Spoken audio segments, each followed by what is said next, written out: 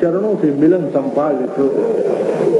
इसलिए वह क्षण समुदित हो, वह क्षण प्रकट हो, और जिस क्षण वह ऐसे आस्थावान प्रौढ़ जीवों के लिए व्यास जी खींच कर कह रहे हैं कि छोड़ो दुनिया की बात, अथा तो भक्ति जिज्ञासा, और आगे की जो बात होती वो चल जाए। कृष्ण कृष्ण हरे हरे, हरे राम राम राम हरे हरे, हरे कृष्ण हरे कृष्ण कृष्ण कृष्ण हरे हरे, हरे राम राम राम हरे हरे, हरे कृष्ण कृष्ण कृष्ण कृष्ण हरे हरे, हरे राम राम राम हरे हरे।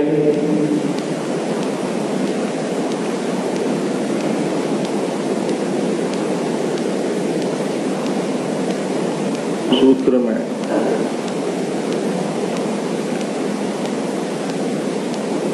व्यास जी महाराज सहज रूप से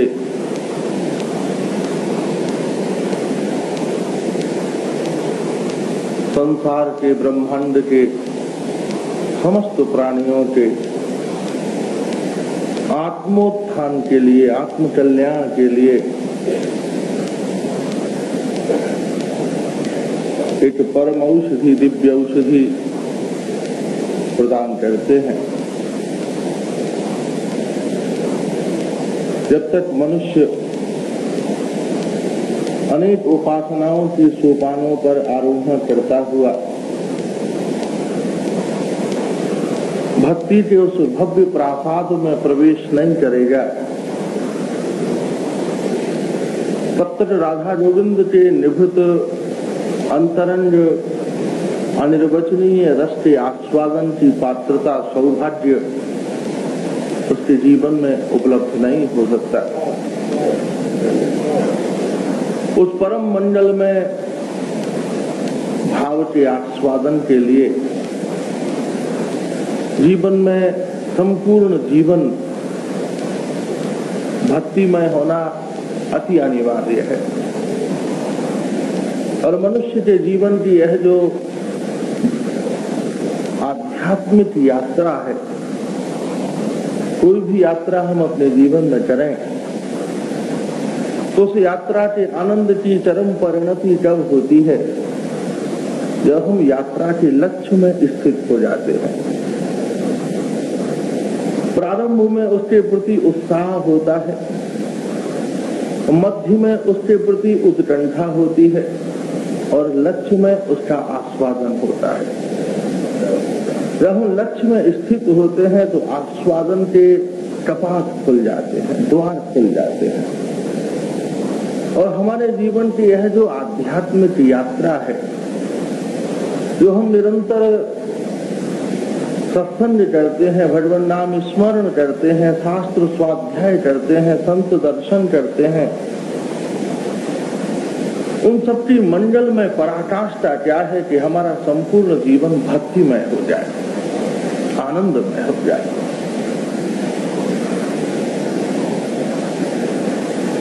वह अनिर्वचनीय स्वरूप हमारे जीवन में उपलब्ध हो, प्राप्त हो, कि हम संपूर्ण आधि से, व्याधि से, उपाधि से निवृत्त हो जाएं, और हमारे जीवन में एक अपूर्व उस आनंद की भाव रश्मियों का उत्थान होने लगे, जिससे हमारा जीवन एक अपूर्व आनंद और रस से युक्त हो जाए। वो एक अलौकिक दृष्टि हमको मिले, मीरा जैसा आनंद हमारे जीवन में उपलब्ध हो जाए। और उसके लिए हमारे जीवन में संपूर्ण ज्ञान भी चाहिए, संपूर्ण वैराग्य भी चाहिए। ज्ञान और वैराग्य, इन दो स्तंभों के ऊपर ही भक्ति के प्रासाद का निर्माण होता है। ये दो वह स्तंभ हैं जिनके ऊपर भक्ति देवी अपने प्रासाद का निर्माण करती है। श्रीमन महाप्रभु के संपूर्ण जीवन में आप देखो, कौन सा ऐसा संसार का ज्ञान का विषय था जो श्रीमन महाप्रभु के शरणागत न हो। चाहे वो अन्याय हो, चाहे वैशेषिक हो, चाहे योग हो, चाहे मीमांसाएं हो, सब में महाप्रभु पारंगत है। कोई भी नहीं है उस समय नवद्वीप में जो श्रीमन महाप्रभु के साथ शास्त्रार्थ कर सके। अपार तर्क है, बहुत तर्क है, बहुत विवाद है।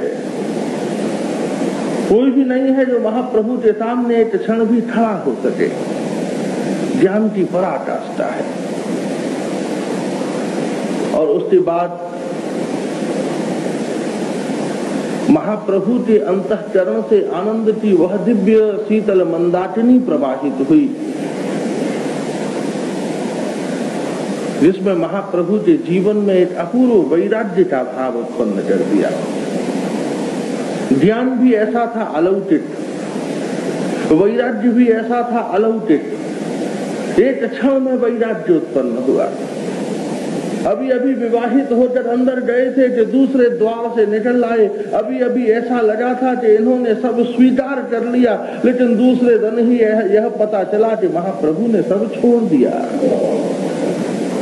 वैराग्य की भी पराकाष्ठा थी।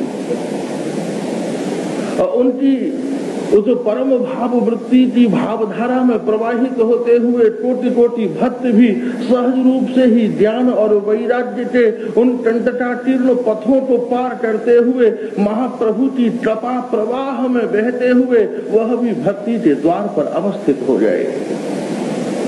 इसलिए वह वैराग्य की भी पूर्ण भूमिका, ज्ञान की भी पूर्ण भूमिका, और ज्ञान और वैराग्य इन दोनों से परिप्लुत होकर, युक्त होकर, समलंकृत होकर मनुष्य उस भक्ति के आस्वादन में प्रवृत्त हो पाता है।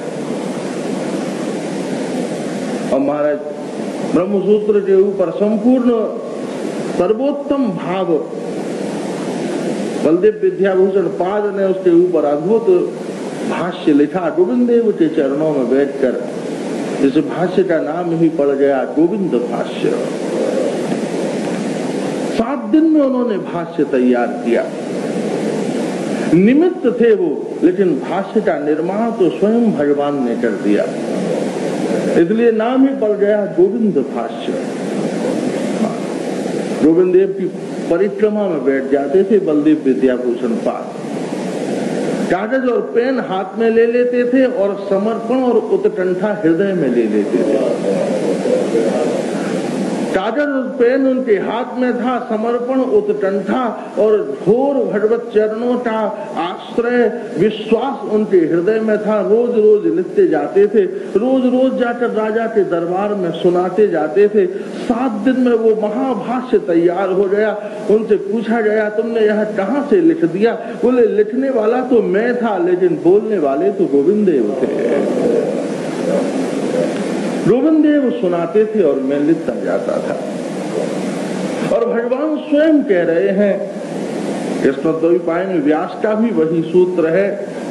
और यहाँ पर बलदेव विद्याभूषण विश्वनाथ चक्रवर्ती पाद के कृपा पात्र शिष्य बलदेव विद्याभूषण पाद आनंद भाष्य में उस परम मंडल में भक्ति का विवेचन करते हैं। अथातो भक्ति जिज्ञासा। तो तुम्हारे जीवन में सर्वोत्तम जिज्ञासा क्या होनी चाहिए? भक्ति की जिज्ञासा।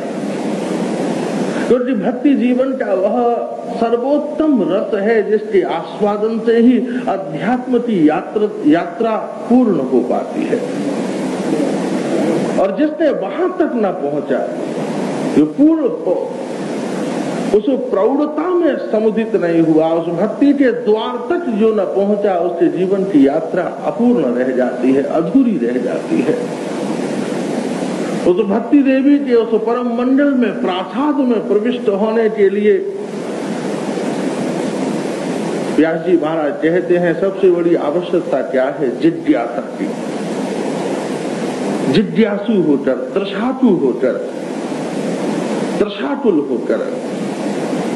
जब हमारे जीवन में प्यास हो ना, और उस प्यास के साथ जब जल की जिज्ञासा होती है तो उसकी मधुरिमा और बढ़ जाती है। या हमारे जीवन में क्षुधा हो, तब भोजन की जिज्ञासा होने पर उसका स्वाद, उसकी पौष्टिकता और भी जीवन में समुपस्थित हो जाती है। इसलिए सबसे पहले शास्त्र कहता है कि प्रेम करो, भगवान के चरणों में प्रेम करो। जिस दिन भगवान के चरणों में प्रेम हो गया, उस दिन तुम्हारे जीवन में उस जिज्ञासा का उदय होगा, जो जिज्ञासा ही अपने दिव्य कृपा विमान में तुम्हें बिठाकर इस भवसागर से निवृत्त करके भगवान की भक्ति के द्वार पर खड़ा कर देगी। उस प्रेम का समुदय हो, उस प्रेम की मंडल में भावधारा का निर्माण हो,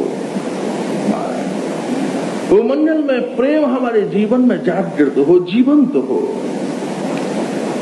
और जिस दिन उस प्रेम का निर्माण हो गया, उस दिन फिर हेम भी नहीं रह जाता, उस दिन फिर नियम भी नहीं रह जाता। उस समय फिर संबोधन ईश्वर का नहीं होता, उस समय संबोधन प्रियतम का होता है। उस समय संबोधन ईश्वर का नहीं होता। जब तक उपासना में है, भाव में है, ईश्वर बुलाते हैं। और ईश्वर अर्थ का शब्द क्या है? ऐश्वर्यवान। और हमारे जीवन में संपूर्ण परिभाषाएं कहां से शुरू होती हैं? ऐश्वर्य से। ऐश्वर्यवान, किसी से साधारण व्यक्ति से कहो भगवान कौन है, बोले ऐश्वर्यवान, तो दृष्टि पड़ेगी, तुलना करने लगेंगे हम किसी सम्राट से, किसी राजा से। महाराज, क्योंकि परिभाषा में वस्तु का उदाहरण देना पड़ता है। किसी ने सोना देखा नहीं, स्वर्ण देखा नहीं, और आप उसे समझाना चाहते हो कि स्वर्ण कैसा है, तो बड़ी मजबूरी है, कैसे समझाओगे? जिसके पास दृष्टि न हो, अनुभव न हो, उसे कैसे समझाया जा सकता है? गीता में संजय बार बार धृतराष्ट्र को समझा रहे हैं कि देखो राजन, इस समय भगवान श्री कृष्ण का तेज सहस्रों सूर्यों के समान हो रहा है। धृतराष्ट्र सिर हिला रहे, ठीक है आगे बोलो। संजय फिर से अटक गए उसी बात पर, महाराज आप इस बात पर गौर नहीं कर रहे, भगवान का तेज सहस्रों सूर्यों के समान प्रतीत हो रहा है। संजय इस बात को इसलिए दोहरा रहे हैं कि शायद इस बात से धृतराष्ट्र के अंदर श्री कृष्ण के महत्व की एक किरण जागृत हो जाए, जिसको वह अपना संबंधी समझ रहे हैं, रिश्तेदार समझ रहे हैं। अतिशय समीप आ जाने पर वस्तु का महत्व नहीं समझ में आता। बार बार जोर दे रहे हैं, लेकिन वो समझते ही नहीं है। धृतराष्ट्र कहते हैं तुम ये बात कहते हो सहस्त्रों सूर्य, तुम कृपा करके मुझे पहले ये बताओ ये सूर्य होता क्या है? अब तो अंधे है ना, सूर्य तो देखा नहीं कभी, प्रकाश तो देखा नहीं, ये सूर्य क्या होता है? संजय तो बड़े चक्कर में पड़ गए कि प्रकाश को कोई कैसे समझा सकता है। कोई मीरा से पूछे तुम्हारे अंदर का आनंद कैसा ही है, वो मीरा कैसे समझा सकती है? कैसे आनंद समझाए, कैसे रस समझाए? कोई नदी के अंदर डूबा हुआ है, तैर रहा है, और आप किनारे पर खड़े होकर पूछ रहे हो तुम्हें कैसा लग रहा है, कैसे समझाएगा कि वो कैसा लग रहा है? चरण महाराज तल पर नहीं है, जल में ही चरण है, जल में ही शरीर है, और तल छोड़कर जल में चलने पर क्या आनंद है, इस पर व्याख्या नहीं की जा सकती, प्रवचन नहीं किया जा सकता। बोले बड़े प्रमोदित दिख रहे हो धारा में, बोले एक बार सूखे कठोर किनारे से धारा में कूदो ना, तब तुम उसका अनुभव कर सकते हो। हम भक्तों को देख रहे हैं किनारे पर खड़े होकर, हम मीरा को देख रहे हैं वासना के किनारे पर खड़े होकर, हम श्रीमन महाप्रभु को देख रहे हैं ज्ञान के किनारे पर खड़े होकर, हम अन्य अन्य भक्तों को देख रहे हैं अपने सांसारिक अनुभव की सीढ़ियों पर खड़े होकर। जबकि यहाँ पर व्यास जी कह रहे हैं अथातो भक्ति जिज्ञासा, अर्थात अब तुम सीढ़ी और किनारों को छोड़ो, अब तुम गुरुदेव के चरणों की जंजीर पकड़कर बहते हुए अध्यात्म की धारा में कूद पड़ो। जब तक उन धाराओं में तुम नहीं कूदोगे, तब तक तुम्हारे जीवन में उस अपूर्व अनिर्वचनीय दिव्य ब्रह्मानंद के उत्थान तरंगों का समावेश नहीं हो पाएगा। कैसे कोई समझाए? संजय बड़े चक्कर में पड़ गए, कैसे समझाएं इसको कि सूर्य क्या है, प्रकाश क्या है? और तो संजय को कुछ न सूझा। बोले महाराज ये सूर्य सफेद सफेद होता है, फिर सफेद, अब तो दूसरी जिज्ञासा खड़ी हो गई। बात तो अज्ञानी के सामने आप जितनी बात करोगे ना सब बिगड़ती जाती है। जैसे सन्निपात के रोगी को जितनी औषधि दो सब उसके रोग को बढ़ाती जाती है।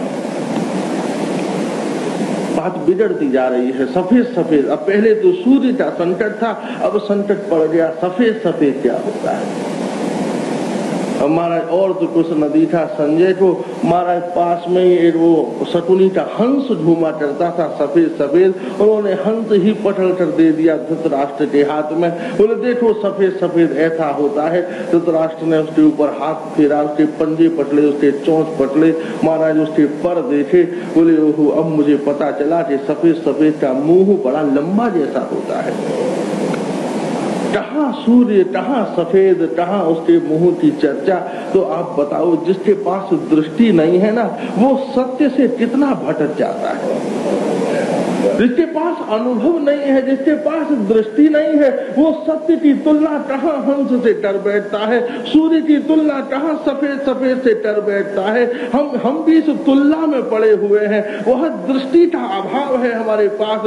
हम सोच रहे हैं भक्ति केवल मंदिर में जाकर 7 परिक्रमा कर लेना भक्ति हो गई, केवल आरती उतार लेना भक्ति हो गई, केवल आंखों में से थोड़ा सा अंदर से थोड़ी भावोच्चरित करके नेत्रों से 2 आंसू बहा देना भक्ति हो गई। जबकि यहाँ व्यास जी खींचे हुए कह रहे हैं सब ठीक है, मैंने ही कहा है तुम्हारे कल्याण के लिए वह परिपूर्ण है, अच्छा है। अरे तुम्हारे घर के भंडार में अगर 100 मन गेहूं भर दिया जाए तो क्या उससे क्षुधा निवृत्त हो जाएगी? जब तक उसकी रोटी न बनाई जाए, दूध अगर गैया के पेट में ही भरा हुआ है उससे बालक पुष्ट हो जाएगा। जब तक स्तनों से टाल कर और पात्र में आपूरित करके उसे शिशु के मुख में प्रदान न किया जाए, ऐसे ही यह संपूर्ण अध्यात्म का रस कहाँ भरा हुआ है? भक्ति देवी के गर्भ में भरा हुआ है। और उसका स्तन क्या है? बोले गोविंद का नाम ही उसका स्तन है। उसे टालने वाला ग्वाला कौन है? बोले गुरुदेव ही उसके ग्वाले हैं।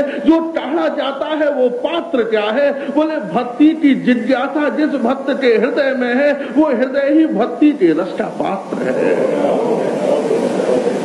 जब तक वह जिज्ञासा की समुच्चय पात्रता जीवन में उपलब्ध प्राप्त नहीं होगी, हम केवल गाय की पूंछ और मुंह को सहलाते रहेंगे, उसके स्तन से निश्चित होने वाले भक्ति के दूध का आनंद नहीं ले पाएंगे। जब तुलना करनी हो किसी वस्तु से, किसी को स्वर्ण समझाना हो तो आप क्या करोगे? स्वर्ण उसने देखा नहीं तब आप उसके हाथ में पीतल पकड़ा दोगे, देखो ये पीतल है, ऐसा होता है स्वर्ण, यही रंग होता है। लेकिन ऐसा नहीं होता, ऐसा ही होता है लेकिन ऐसा नहीं होता। और इससे कीमती, और इससे ज्योतिर्मय, और इससे सुरक्षित रखने की वस्तु, और भी ज्यादा इससे कीमती। ऐसे ही संपूर्ण शास्त्रों ने भगवान को भक्ति से पूर्व का जो भी विवरण उपलब्ध हुआ, प्राप्त हुआ, सबने भगवान को ऐश्वर्यवान कह दिया। और ऐश्वर्यवान से हमने तुरंत परिभाषा कर ली, अपने ज्ञान और अनुभव की धरा पर खड़े होकर हमने तुरंत ये परिभाषा कर ली कि ऐश्वर्यवान का मतलब है कि जिसके पास बहुत ऐश्वर्य है।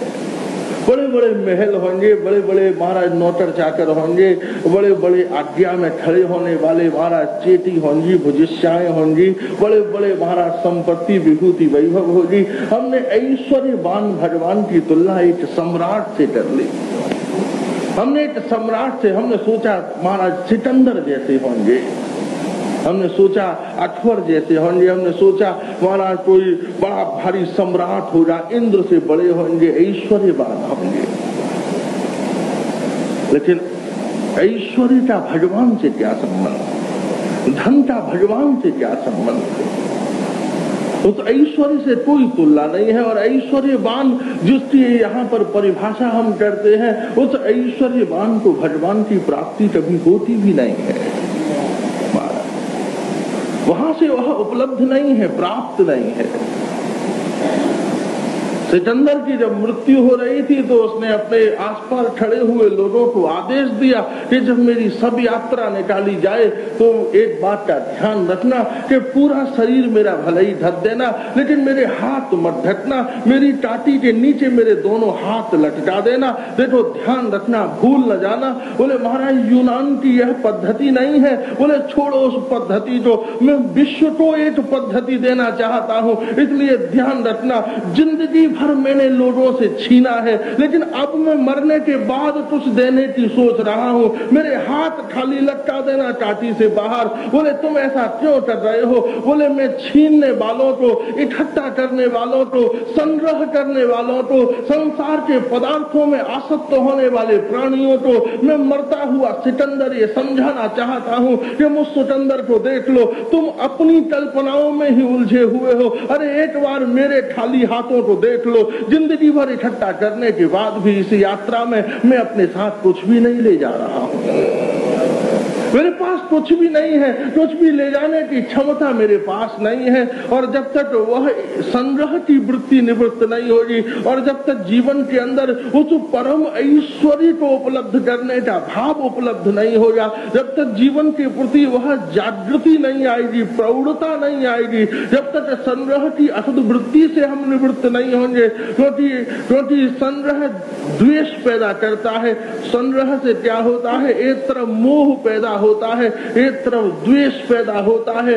मोह समझाता है कि जो तुम्हारे पास है कस के पकड़े रहो, छोड़ न देना, छूट न जाए, खो न जाए, निकल न जाए, कस के पकड़े रहो। और फिर द्वेष पैदा होता है, क्योंकि दूसरे ने जो पकड़ रखा है उसे हम छीनना चाहते हैं, अपने को पकड़ना चाहते हैं, दूसरे से छीनना चाहते हैं। जो हम पर नहीं है वो जिस पर है उससे सहज द्वेष हो जाता है, सहज प्रतिस्पर्धा हो जाती है, सहज प्रतिष्ठा हो जाता है। इसलिए ऐश्वर्य का तात्पर्य यहाँ भौतिक नहीं है जो द्वेष और मोह को उपलब्ध उत्पन्न करता है। यहाँ पर व्यास जी कह रहे हैं ऐश्वर्यवान का तात्पर्य योगियों के लिए है, जहाँ प्रकाश के ऐश्वर्य को वो उपलब्ध करते हैं, आत्मारामों के लिए है, आत्मकामों के लिए है। लेकिन वही ऐश्वर्यवान परमात्मा जब भक्ति के द्वार पर प्रविष्ट होता है, अवस्थित होता है, जैसे महाराज दोपहरी के समय बड़ी गर्म हवा बाहर चल रही है, लेकिन ठसकी ठसकी टटिया डाल दी और गुलाब जल उस पर छिड़क दिया, तो वही हवा जब उस ठसकी टटिया में से निकलती है तो भवन में कितनी ठंडी ठंडी हो जाती है। ऐसे ही वह ईश्वर जब निर्विकल्प समाधियों में था तो दुरूह था, तब बहुत ऊष्मा संपन्न था, उसके तेज को संभालना बड़े बड़े आत्मारामों की सामर्थ्य नहीं थी। लेकिन जब आत्मवृत्ति के भाव की झीनी ठसकी टटिया के ऊपर हमने गुरुदेव के चरणों में बैठकर प्राप्त की हुई प्रीति के आकाश से अपने ही नेत्रों से जब समर्पण के गुलाब जल बरसाए और उसमें से भगवत प्रेम की शीतल वायु प्रवाहित हुई, तो वह ऐश्वर्य उस भाव के क्षेत्र में प्रविष्ट हो जाने के बाद प्रियतम के रूप में अनुभूत हो गया। वहाँ ऐश्वर्य था, लेकिन उस भाव द्रविड़ भक्ति क्षेत्र में प्रवेश होते ही वहाँ ऐश्वर्य नहीं रह गया, फिर वहाँ प्रियतम, वहाँ प्रेमास्पद स्वरूप जागृत हो गया। नृसिंह भगवान कहते हैं ना, प्रहलाद से प्रहलाद कुछ मांगो ना, क्योंकि मैं ऐश्वर्यवान हूँ, मैं ईश्वर हूँ, मुझसे कुछ मांगो ना। अरे बोले ईश्वर से मांगने वाला मैं नहीं हूँ, ईश्वर से वह मांगा करते हैं जो सांसारिक लोग हैं। भक्त ईश्वर से नहीं मांगते, भक्त तो प्रियतम से मांगते हैं। तुम ईश्वर होकर मेरे पास आए हो, मुझे ईश्वर से क्या लेना देना? तुम भगवान होकर मेरे पास आए हो, अगर तुम अपनापन नहीं छोड़ सकते तो मैं अपनापन क्यों छोड़ूं? अगर तुम आग्रह में हो तो फिर मैं भी आग्रह में हूँ। तुम अपनापन नहीं छोड़ सकते, भगवान होकर आए हो, मुझे भगवान से क्या लेना देना? अगर तुम देवता हो तो फिर मैं दानव हूँ, और देवता और दानव में आज तक कभी बनी नहीं है। उनमें तो युद्ध हुआ है, लड़ाई हुई है। अगर देवता बनकर मुझसे मिलना चाहते हो, आप देख लेना, बड़ा सूक्ष्म तत्व है। देवता बनकर मुझे देना चाहते हो तो देवता केवल मुक्ति दे सकता है, और मृत्यु रूप गोस्वामी बात कहते हैं, अनुकूल्येन भक्ति ही और प्रातिकूल्येन मुक्ति ही। फिर तो मैं युद्ध करूंगा आपसे अपने धर्म का निर्वाह करता हुआ, और आप मुझे मार ही डालोगे, इसमें कोई संदेह भी नहीं है, और मुझे मुक्ति की प्राप्ति हो जाएगी, इसमें कोई शंका भी नहीं है। लेकिन एक बात मैं कह देता हूं कि अभी तक मेरे जीवन में जो घटनाएं घटी हैं, जो मैं रोया हूं, चिल्लाया हूं, तेल के कढ़ाई में गिरा हूं, जो बड़ी बड़ी परिस्थितियां आई हैं, ये सब लक्षण मुक्तिवानों में नहीं होते, ये लक्षण तो भक्तिवानों में होते हैं। आप ये विचार कर लेना, एक बार विचार कर लेना कि यह जो सब पूर्व में हो चुका है, अगर परिणाम उसके अंदर नहीं हुआ तो पूर्व में जो हुआ है भक्तों को उस पर संदेह हो जाएगा। इसलिए अगर आप देवता बनकर आए हो तो फिर मैं महाराज देवता से कोई भक्त थोड़ी ना हो सकता है, फिर मैं दानव होकर आता हूँ, आप मुझसे युद्ध करो, मुझसे द्वंद्व करो, फिर महाराज जैसे हिरण्याकश्यपु को मुक्ति दी मुझे भी दे दो, उसी परंपरा का निर्वाह करो। बोले प्रहलाद तू क्या चाहता है? बोले बस मैं तो इतनी सी बात चाहता हूँ कि आप अपने यथार्थ स्वरूप में प्रतिष्ठित हो, ये भी तुम्हारा आरोपित स्वरूप है। आप देवता हो, ये तुम्हारा आरोपित स्वरूप है। मैं दानव हूँ, ये माइक स्वरूप है, मैं माइक स्वरूप छोड़ू, आप आरोपित स्वरूप छोड़ो, आप अपना नित्य सिद्ध प्रियतम का स्वरूप जागृत करो, और मैं अपना शाश्वत भक्त का स्वरूप जागृत करो। क्योंकि जीव और ईश्वर के शाश्वत दो ही स्वरूप हैं, और तो सब अभिनय के लिए किए गए स्वरूप हैं। शाश्वत स्वरूप यही है कि जीव नित्य भगवान की तरंग है और भगवान उसके सिंधु हैं। और जो भी हुआ है वह सब कृत्रिम है, आरोपित है, लीलातः है, माया को सहयोग देने के लिए प्रदान किया हुआ परतत्व है। लेकिन हे प्रभु, जो आपके अपने शरणागत हो जाते हैं, माया उनकी प्रतिकूल नहीं होती, महाराज माया उनकी दासी हो जाती है, उनकी अनुकूलता में प्रतिष्ठित हो जाती है। इसलिए उस परम ऐश्वर्यवान को अगर प्रेमास्पद के रूप में अन्वित करना है, आस्वादनीय बनाना है, अपनी भाव भंगिमा से परिप्लुत करना है, तो जीवन के अंदर एक ही परम मंडल में उपाय है, जिसको गोविंद भाष्य में बलदेव विद्याभूषण पाद भी कह रहे हैं कि महाराज संपूर्ण भाव से जीवन में समग्र होकर, विद्य होकर, जिज्ञासु तृषासु प्रवासु होकर अपने जीवन में उस परम मंडल में परतत्व को जागृत करो, जिसका एक ही लक्ष्य हो, भगवान के चरणों की शरणागति ही। जिसको वृद्धाचार्य प्रवर्य रामानुजाचार्य भी जिसको प्रतिष्ठित करते हैं, प्रपत्ति योगम परम। संपूर्ण योगों में सबसे दिव्य योग कौन सा है? जीव का अपने अहंकार से मुक्त होकर भगवान के चरणों में शरणागत हो जाना। अहम से मुक्त होकर, अहंकार से मुक्त होकर जब वह भगवत चरणों में शरणागत होता है, यह उसके जीवन, उसके जीव के सौभाग्य की पराकाष्ठा है। और उस पराकाष्ठा की समुच्चय भाव राशि के आस्वादन की जो भूमिका है, वो भक्ति के द्वार पर ही प्राप्त होती है। और भक्ति की उस परम भाव महाप्रेमा भक्ति, महाराज आप देखो, प्रेम के आगे की जो सोपान है, जैसे आपने कल श्रवण किया, वह भक्ति है। प्रेम में भगवान को प्राप्त किया जाता है, भक्ति में भगवान का आस्वादन किया जाता है। प्रेम में भेदभाव जीवन से निवृत्त नहीं होते, बने रहते हैं, पता रहती है।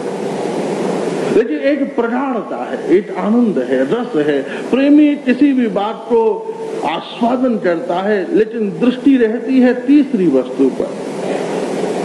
जब दो कामी बैठते हैं तो दृष्टि रहती है एक दूसरे पर, जब दो प्रेमी बैठते हैं तो दृष्टि रहती है किसी तीसरी वस्तु पर। दो प्रेमी बैठते हैं तो एक दूसरे को नहीं देखते, आकाश में चमकते हुए चंद्रमा को देखते हैं, महाराज पेड़ों से आती हुई सुगंध को देखते हैं, उसके स्वरूप में एक अनिर्वर्णीय दिव्य नाना प्रकार के सम्मोहन और नाना प्रकार की काव्य धुतियों को देखते हैं। कविताओं का निर्माण होता है, छंदों का निर्माण होता है, लेकिन जब भक्ति के परतत्व में जीव प्रविष्ट होता है तो वह अकेला रह जाता है। बोले वह अकेला रह गया,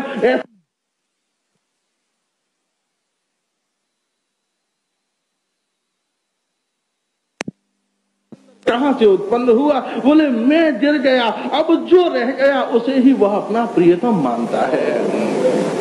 वह जीवन का परम सूक्ष्म भाव है। मीरा का मैं गिर गया, अब वह न स्त्री रह गई, न पुरुष रह गई, अब वह न महाराज कुलीन कन्या रह गई, न समाज की कोई मर्यादा में रह गई। जब भक्ति में जीव पहुंचता है तो फिर न महाराज श्रवण सुभद्राणी रथान्योपाणे जन्मानि कर्माणि च यानि लोके गीतानि नामानि तदर्थकानि गायन विलज्जो विचरे न संगः एवं व्रत स्वप्रिय नाम कीर्त्या जातानुरागो दूतचित्य युच्चैर हसत्य तो रोदति रोद गायन उन्मादवन नृत्यति लोटवाई। फिर तो महाराज जब भक्ति के समुच्चय में जीव पहुंचता है ना तो फिर बोलता नहीं है, फिर तो जाता है, फिर तो चलता नहीं है, चलने से नृत्य हो जाता है। जब भक्ति के द्वार पर मीरा कैसी उन्मत्त नहीं हो रही है। प्रेमी क्या है, गर्दन झुकाता है और फिर उसे उठा लेता है, लेकिन भक्त एक बार झुका लेता है तो फिर उसे उठाने का बोध ही नहीं रहता। एक बार गर्दन झुका लेता है तो जहां झुकाकर उठाने का होश रह गया वह भी कोई भक्ति कर सकता है क्या?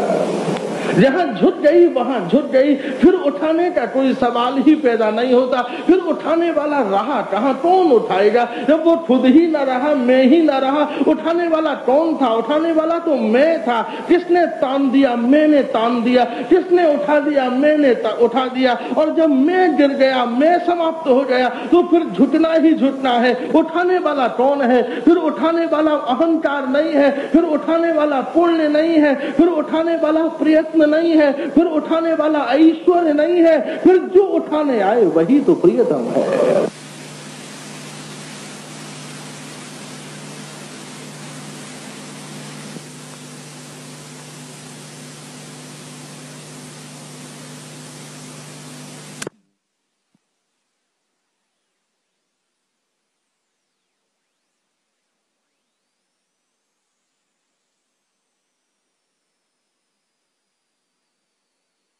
भगवान को ही आना पड़ता है। वह प्रेम की भाव भूमिका है। मीरा के अंदर वह एक अनिर्वर्णनीय भाव उत्पन्न हुआ। वह ऐसी मस्ती में समुदित हो गई, आनंद में समुदित हो गई। एक दिन नाचती हुई मीरा एक ऐसे मंदिर में जा पहुंची जिस मंदिर में पुरुषों का, स्त्रियों का प्रवेश नहीं था, पुरुष ही जा सकते थे। और वहां के जो महंत थे महाराज मंदिर को बंद रहते थे, 25 साल हो गए मंदिर से बाहर ही नहीं आए, मंदिर में ही बैठे रहते थे। स्त्रियों का प्रवेश नहीं है, यहाँ बाल ब्रह्मचारी थे। एक दिन मीरा जा पहुंची वहां, नाचती हुई मीरा प्रविष्ट होने लगी। उन्होंने रोका, ठहरो, यहाँ स्त्रियों का प्रवेश नहीं है, यहाँ केवल पुरुषों का प्रवेश है। मैं यहाँ पर साधना करता हूँ, यहाँ केवल पुरुषों का प्रवेश है, यहाँ स्त्रियों का प्रवेश नहीं है। मीरा ने सहज रूप से कह दिया, बोले अच्छा तुम भी अपने आप को पुरुष समझते हो? मैं तो समझ रही थी कि संसार में गोविंद के अलावा कोई पुरुष ही नहीं है। तुम अपने आप को पुरुष समझ रहे हो? महाराज मैंने तो यह विचार कर लिया है कि इस मंदिर में गोविंद के अलावा भी कोई पुरुष है क्या? महाराज यह तो सब जितना भी और जितना भी है वह सब प्रकृति है। महाराज यह जितना भी, आप भी प्रकृति हो, हम भी प्रकृति है, जड़ चेतन सूक्ष्म स्थूल जितनी भी है वह प्रकृति है। प्रकृति सब है, पुरुष तो केवल एकमात्र ईश्वर है। और प्रकृति पुरुष के सामने पुरुष हो कैसे सकती है? प्रकृति पुरुष के सामने पुरुष नहीं हो सकती। प्रकृति अपनी भाव संज्ञा में प्रतिष्ठित है, प्रकृति अपने दायित्व में समुदित है, प्रकृति अपने भाव में समुदित है। प्रकृति पुरुष के सामने पुरुष नहीं हो सकती। मीरा कहती है कि संसार में पुरुष तो कोई है ही नहीं, पुरुष तो केवल एकमात्र जाके सिर मोर मुकुट मेरो पति सोई। और कैसे तो पति बना लिया कि महाराज संसार ब्रह्मांड के एकमात्र पुरुष को। और वास्तव में पुरुष कौन हो सकता है जिसमें अपौरुषेय हो? वेदांत में पुरुष किसको कहते? अपौरुषेय। और अपौरुषेय कोई है तो वह केवल एकमात्र नंद नंदन गोविंद है। तो सुखदेव जी महाराज कहते हैं अखंडित वीर्य। तो सुखदेव जी महाराज कह रहे हैं अनन्य वर्धनम, जो अनंत वर्धन है, जिनके संपूर्ण स्वरूप का भी जिसने बाहु प्रसार परिरंभ टरार टोरूल पूर्ण रूप से जिसका वर्णन कर दिया और अंत में कह दिया नठाठ पाते। इन संपूर्ण दायित्व व्यवहारों से जो सर्वदा इनमें रहते हुए भी जो इनसे मुक्त है,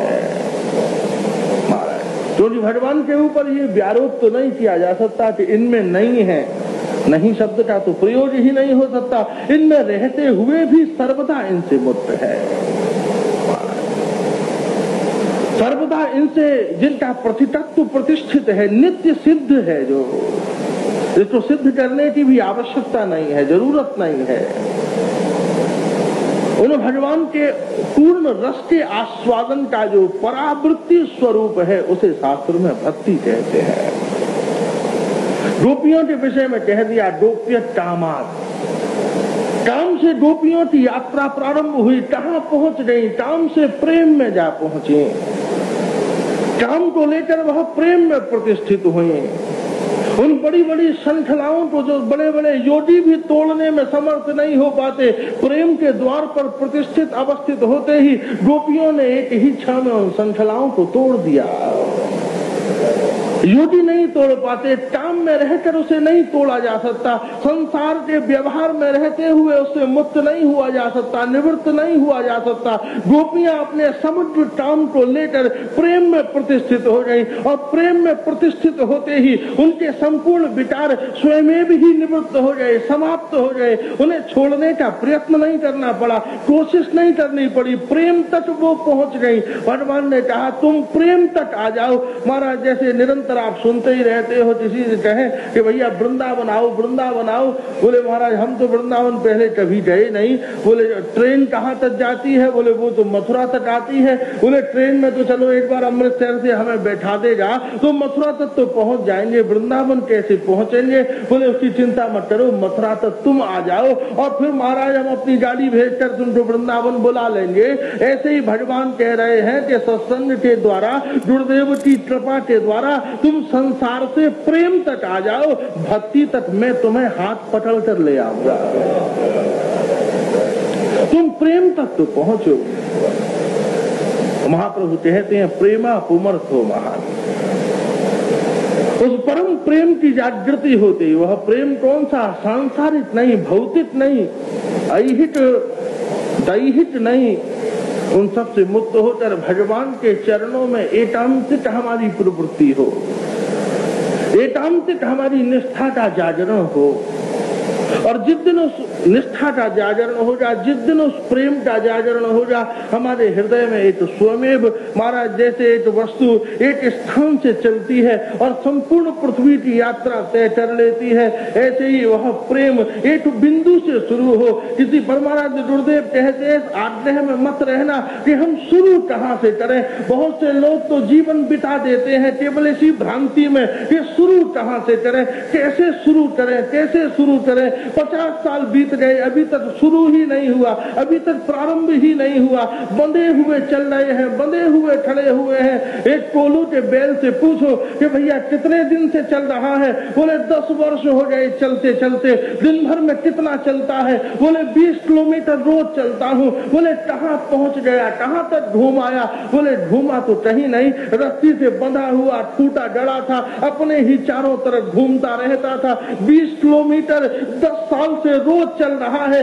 लेकिन फिर भी एक कदम आगे नहीं बढ़ा। जहाँ था वहीं खड़ा हुआ है, जहाँ था वहीं घूम रहा है। हमारी भी स्थिति कोलू के बैल की तरह ही हो गई है। अहम का खूंटा डालकर और मोह की रस्सी उसमें बांधकर हम भी उन्हीं पदार्थों के चतुर्दिक भ्रमण कर रहे हैं, घूम रहे हैं। हमारा जिंदगी बीत गई, लेकिन एक कदम भी हमने आगे नहीं बढ़ाया। वही आहार निद्रा भय मई धुनंच सामान्य में तत्व सुभीर नारायणम, खाना पीना भोग भोज करना और सो जाना, यही हमारे जीवन का नियम बना हुआ है। जबकि यहाँ पर महाप्रभु कहते हैं प्रेमा पुमर्थो महान, बोले चलो लेकिन डोल डोल मत चलो, अब तुम सीधे चलना शुरू करो। बोले सीधे चलने से हम कहाँ पहुंचेंगे? बोले तुम्हें पता भी नहीं चलेगा कि कब संसार छूट जाएगा और तुम संसार से मुक्त होकर भगवान के चरणों में अवस्थित हो जाओगे। गमन करो, गमन हम अब भी कर रहे हैं, गमन पहले भी करना है। श्रवण हम अब भी कर रहे हैं, श्रवण भक्ति में भी करना है। लेकिन अंतर इतना सा ही है कि हम बंधे हुए सुन रहे हैं, बंधे हुए चल रहे हैं, बंधे हुए सो रहे हैं, बंधे हुए कर रहे हैं। बस यह बंधन काय का है? काम का बंधन है। और जिस दिन यह बंधन टूट गया उस दिन चलना ही है, लेकिन अपने चारों ओर नहीं चलेंगे, लक्ष्य की ओर चलेंगे। उस दिन सुनना है, लेकिन सुनने के साथ केवल व्यवहार नहीं होगा। अभी तो केवल सुनना ही हमसे जुड़ा हुआ है, लेकिन सुनने के साथ मनन नहीं है, चिंतन नहीं है। वह कच्चा घड़ा है जिसमें ठहर नहीं पाता। पानी तो बहुत भरता है, लेकिन 2 घंटे में से ही उसमें चुचा जाता है, कुछ नहीं ठहर पाता। बहुत भरने की कोशिश करने पर भी खाली के खाली बने रहते हैं, आपूरित नहीं हो पाता, भर नहीं पाता। बस प्रेम का यही लक्षण है कि मुक्त हो जाए। चलना है लेकिन बंधन खोल कर चलना है, सुनना है लेकिन बिना किसी आशा और आश्रय से सुनना है। हमको देखना है लेकिन संपूर्ण गवाक्ष से नहीं देखना है, खुले हुए आकाश से देखना है। क्योंकि जब खिड़की में से झांकोगे तो उतना ही आकाश दिखेगा जितनी बड़ी खिड़की है। जब तुम व्यवहार से देखोगे तो ईश्वर व्यवहार के समान छोटा दिखेगा। जब तुम भोज से देखोगे तो ईश्वर केवल भोज की पूर्ति का एक साधन प्रतीत होगा। जब तुम कामना से देखोगे तो मन में कथा तो सुनोगे लेकिन व्यापार की पूर्ति के लिए, पूजन तो करोगे लेकिन पुत्र के उत्पादन के लिए। तुम तीर्थों में तो जाओगे लेकिन कामना है कि कन्या के लिए उत्तम वर मिल जाए। तब तुम्हारी खिड़कियां छोटी हो गई, और जब खिड़कियां छोटी हो गई तो आकाश भी छोटा हो गया। प्रेम कहता है आकाश को देखो, लेकिन किसी खिड़की में से खड़े होकर मत देखो, आकाश के नीचे खड़े होकर देखो। और वही भक्ति का एक मंडल में स्वरूप है। प्रेम एक गवाक्ष में से दृश्य को दिखाता है, और भक्ति उस दृश्य की गोदी में ही व्यक्ति को बिठा देती है। तब वह दृष्टा और दृश्य के भेद से मुक्त होकर एक अपूर्व दिव्य अनाहत आनंद के उस तट के ऊपर समुदित समुपस्थित हो जाता है, और जीवन एक अलौकिक आनंद से परिपूर्ण होता है। तो उसकी यात्रा प्रारंभ होती है।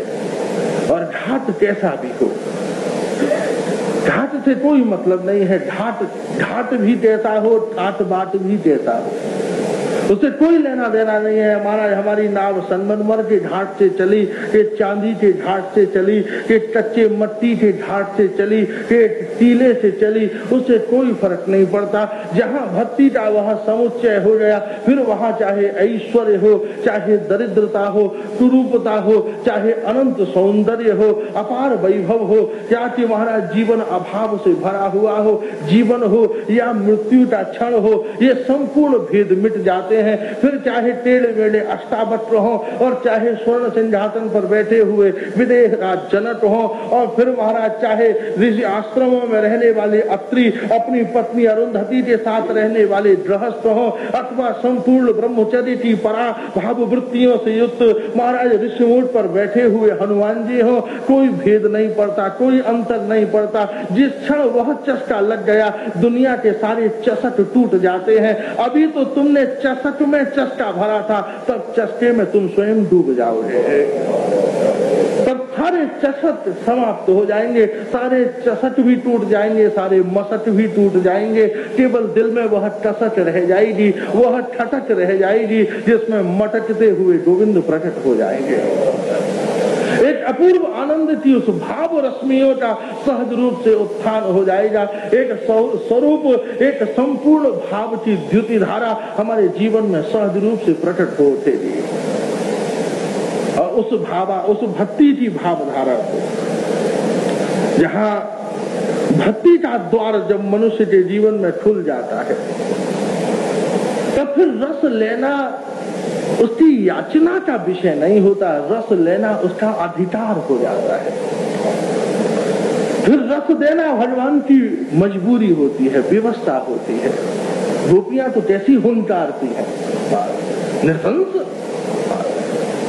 बताओ, अगर भक्ति से रहित होकर ऐसा संबोधन भगवान को किया जाता तो महाराज हम कहते हैं 28 प्रकार के नरकों को भोजने से पहले वहां से लौटना संभव नहीं था। ऐसा इतना भयंकर शब्द, और वो भी भगवान के सामने, कहीं आगे पीछे किसी से कह दो तो ठीक है, ऐसा शब्द कह दिया, नृशंस। सामने बैठे हुए एक क्षण के लिए तो भगवान शिव भी अपने स्त्रीत्व को भूल गए, ऐसा संबोधन नृशंस कह दिया। लेकिन गोपियों का नृशंस संबोधन उनकी किसी वासना कामना का प्रतीक नहीं है, उनके निष्कामता का उद्घोष है। उनकी उस परावृत्ति का वह एक अंतरंग बहिरंग आत्म रस आस्वादन उत्कंठा का वह ध्वज है, जिसके द्वारा उन्होंने भगवान की नृशंस कहकर एक अपूर्व अभ्यर्थना संपन्न कर दी है। वो गाली नहीं हुई, वह स्तोत्र हो गया।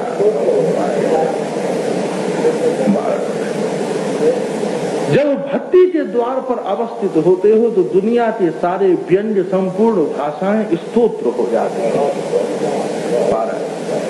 क्योंकि आप देखो परमाराध्य गुरुदेव कहते हैं, कामी प्रेम भी करता है तो उसको बिगाड़ देता है, प्रेमी काम भी करता है तो उसका उद्धार कर देता है। गोप्य कामाद, काम से वह शुरू हुई थी, लेकिन उनका काम से प्रेम नहीं है, प्रेम से काम है। और प्रेम की पूर्ण मूर्ति कौन है? बोले नंद नंदन श्री कृष्ण। जब प्रेम से काम होता है तो मनुष्य का उद्धार हो जाता है, जब काम से प्रेम होता है तो मनुष्य पंथ जाता है, उसका बंधन हो जाता है। गोपियों ने प्रेम से काम किया था, इसलिए उनकी गति कहाँ पहुंच गई? बोले भक्ति तक जा पहुंची। ऐसा आपने श्रवण किया था, वह काम क्या है? बीज है, और प्रेम क्या है? वृक्ष है, और भक्ति क्या है? उसका पुष्प मकरंद है। बोले गोपियों के अंदर काम का बीज था, बोले आज वह प्रेम के वृक्ष के रूप में परिणत हो गया। लेकिन भक्ति का आस्वादन करने के लिए गोपियां कह रही हैं, बोले गोविंद तुम केवल ये न समझना कि हम प्रेम तक ही सीमित रही हैं, हमने महाप्रेम को जन्म दे दिया है, भक्ति को जन्म दे दिया है, इसलिए तो प्रेम के वृक्ष को भी जड़ से उठाड़कर तुम्हारे चरणों में समुदित हुई है। महाराज संपूर्ण विषयों को मैवम विभोरहति भवान यदि तुम नृशंसम संत्यज्य सर्व विषयांश तव पाद मूलम भक्ता भजस्व दुर्वग्रहमाति आसमान दैवो यथादि पुरुषो भजते मुमुक्षम। महाराज कोई साधारण बात थोड़ी ना कह दी गोपियों ने, हम तो जड़ से उठाड़ कर आई है। महाराज और आप देखो भक्ति के द्वार पर खड़े हो जाने के बाद आपने कल सुना सारा बंधन कायका था मैं का, लेकिन दरवाजा किसके लिए नहीं खुलता? मैं के लिए। लेकिन मैं का अहंकार भी गोपियों का मैं का अहंकार नहीं है। तू के बाद जब मैं लगाया जाता है तो वो मैं भी टूटा हो जाता है। तू से पहले जब मैं लगाया तो उसके चर्चा हम थे। हमने कह दिया, मदन लाल जी कहते हैं कि महाराज ये मेरा पूरा आवास आपका है, कह दिया। और उसके बाद कहते हैं कि महाराज ये कमरा मैं ले रहा हूँ, तो इसमें इनका यह भाव मत समझना कि इन्होंने यह कमरा जो हमको दिया है उसमें से बचा लिया। नहीं, इन्होंने जो सर्वत्र हमको दिया था उस दिए हुए सर्वत्र में से कुछ प्रसाद स्वीकार कर लिया। तभी तो सनातन धर्म में दक्षिणा का बड़ा महत्व है। महर्षि विश्वामित्र की कथा में आप सुनो, दान कर दिया, संपूर्ण राज्य राजा हरिश्चंद्र ने दान कर दिया, और काय में दान कर दिया? स्वप्न में दान कर दिया। महाराज धीर वीर पुरुषों के जीवन में स्वप्न कहाँ होता है? वहाँ तो सत्य ही रहता है। क्योंकि भागवत में कह दिया ना, स्वप्नम पुनर्न भजते प्रतिबुद्ध वस्तु देहम च नश्वरम अविस्थित मुत्थितम वा सिद्धो न पश्यति यतोद्यजमस्य रूपम दैवाद पेत मुत दैव वसाधुपेतम वासो यथा परिकृतम मदरा मदान्धम देहोपि देव वसाद खलुतर्म यावत स्वारंभकम प्रति समीक्षित एव सासु तम सब प्रपंच मधिरूढ़ समाधि योजा स्वप्नम पुनर्न भजते प्रतिबुद्ध वस्तु। उस समाधि के आरूढ़ शिखर के ऊपर समुदित होकर फिर सुसुप्ति और स्वप्न कहाँ रह जाते हैं, फिर तो केवल जागृति रह जाती है। न वहाँ आलस्य रहता है, न वहाँ कल्पना रहती है, वहाँ केवल उत्साह और सत्य ही रहता है। दोनों विलुप्त हो जाते हैं, दोनों नष्ट हो जाते हैं। तो स्वप्न में दे दिया राज्य महाराज हरिश्चंद्र ने विश्वामित्र को, महर्षि विश्वामित्र को दान दे दिया। बोले महाराज दक्षिणा तो दो, तुमने स्वप्न में मुझे दान दिया था, दक्षिणा तो दो। दान के बाद दक्षिणा बड़ी जरूरी होती है। आप किसी को दान करो, बाद में दक्षिणा न करो तो वह दान अपूर्ण हो गया। तो दक्षिणा का मतलब क्या है? कृतज्ञता, कृतज्ञता ज्ञापन करना। आप किसी को दे रहे हो, आपने किसी ब्राह्मण को दान किया और मानो वो मना कर देता, न लेता, तो जरूरी है कि ले। आप सोचो उस समय आपको कितनी पीड़ा होती। आप किसी ब्राह्मण को बाजार में 100-200 आदमियों के बीच में 100 रुपए की नोट दो और ब्राह्मण मना कर दे, जाओ जाओ मुझे नहीं लेना, महाराज क्या करोगे फिर तुम? कितनी पीड़ा हो गई। कोई जरूरी थोड़ी ना है कि ले महाराज। लेकिन चक्कर क्या है कि महाराज कामियों से पाला पड़ा है ना, निष्कामों से पाला नहीं पड़ा। और ये निष्कामों का विषय है, कामियों का विषय नहीं है। गोपियां तो कह रही हैं पाई यश्व न गोपी गीत में कह दिया ना। बोले तुम क्या समझ रहे हो कि तुम्हारे अधरामृत के लिए हम तड़प रही हैं? अरे गलतफहमी में मत पड़ना, वो तो तुमसे हमें मांगना न पड़े इसलिए स्वेच्छा से हम दे रही हैं। तुम क्या समझ रहे हो? पाई यशु ने कह दिया तो महाराज हम, अरे ये सब हमको इसी सब की अभीप्सा होती तो संसार ही क्यों छोड़ते? हमको इस सब की अभीप्सा नहीं है, लेकिन प्रेमी जिससे प्रेम करो ना, भाव इतना कोमल हो जाता है, मसण हो जाता है कि फिर उसे मांगने की भी जरूरत न पड़े। अगर प्रेमी ने हमसे कुछ मांगा तो तुम्हारे विवेक की एक बहुत बड़ी क्षति हो जाएगी कि उससे मांगने से पहले ही तुमने ये क्यों न समझ लिया कि उसको इसकी जरूरत थी। काम वस्तु तो इकट्ठा करने में लगा रहता है, प्रेम वस्तु तो देने में लगा रहता है, लेकिन भक्ति लेने देने के चक्कर से मुक्त हो जाती है। न वहाँ लेना है न वहाँ देना है, वहाँ तो डूब के केवल आस्वादन करना है। प्रेमी है जो दो मुठ की ओर जाता है कि पता लगाऊं गंगा कहाँ से निकल रही है, और महाराज कामी सिंधु की ओर जाता हूँ कि देखूं तरंग कैसी हो रही है। लेकिन भक्ति कैसी है कि न वह गोमुख की ओर जाता है न वह गंगा की ओर जाता है, वो तो गंगा के गहराई की ओर जाता है, वो तो उसके कूल में जाता है। और भक्त तो देखो ना, तो महाराज भक्त और पागल में कोई ज्यादा अंतर नहीं है। दोनों ने पागल ही समझा है सब भक्तों को। महाप्रभु को भी कहाँ समझ पाए। बड़े बड़े वैद्य बुला लिए, बात व्याधि हो रही है, बात व्याधि हो रही है। महाराज महाप्रेम की अवस्था में महाप्रभु है और बुला लिया कि इनके शरीर में कोई रोग पैदा हो गया है। वो तो कुछ समझदार थे, ना समझो में अगर महाप्रभु होते तो महाराज आज हमको कथा सुनने का सौभाग्य कैसे मिलता है। वो तो परिकर था, विशेष परिकर था महाराज। अगर श्री कृष्ण बंसी बजाते हुए हमारी गली मोहल्ले में आ जाते तो हम कहाँ समझ पाते हैं। वो तो समझदारों में, गोपियों में थे, इसलिए उनका रस सुरक्षित हो गया। उनके रस की भावधारा प्रतिष्ठित अवस्थित हो गई। तो पागल और प्रेमी में कोई ज्यादा अंतर नहीं होता। बहुत लक्षण अंतर बहुत विशाल है, लेकिन देखने में जो बहिरंग स्वरूप है ना, वो बड़ा समीप होता है। क्योंकि पागल कौन है? जो सामान्य जीवन से नीचे गिर जाता है। और प्रेमी कौन है? जो सामान्य जीवन से ऊपर उठ जाता है। अंतर बस इतना ही है, बीच में मध्यस्थता रह जाती है। जीवन मध्य में है। पागल है जो जीवन के साधारण स्तर से नीचे गिर गया, और प्रेमी कौन है जो जीवन के स्तर से बहुत ऊपर उठ गया। और दोनों को ही समझना हमारे लिए बड़ा कठिन है। हम नीचे गिरे हुए तो देख सकते हैं, ऊपर उठे हुए तो नहीं देख पाते, ऊपर पहुंचे हुए तो नहीं देख पाते। जो नीचे है हम उसे समझते हैं।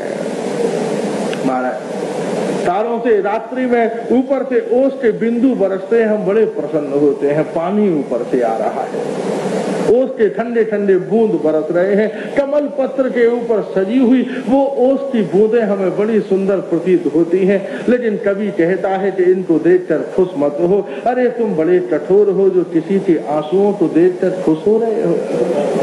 अरे यह ओस की बूंदें थोड़ी ना है, ये तो तारों ने गा गा कर अपने आंसू बहाए हैं।